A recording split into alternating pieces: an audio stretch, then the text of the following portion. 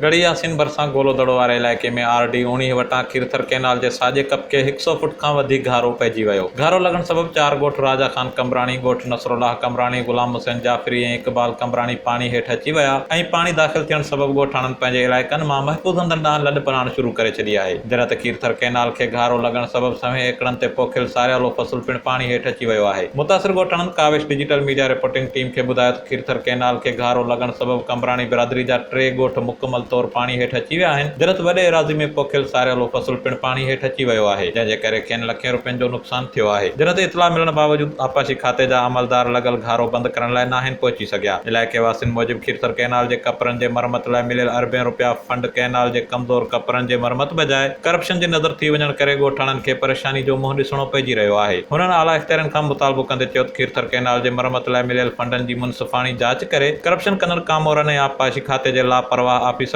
ख़िलाफ़ कार्रवाई कई वञे। ॿिए पासे मिलियल आख़िरी इतलाउनि ताईं खीरथर कैनाल जे RD-19 वटि लॻल घारो बंदि न थी सघियो ऐं पाणी जो तेज़ वहिकिरो वधीक ॻोठनि ॾांहुं वधी रहियो आहे, जंहिं जे करे वधीक नुक़सानु थियण जो अंदेशो आहे। Azhar Mirani, Kawish digital media reporting team, Garhi Yasin.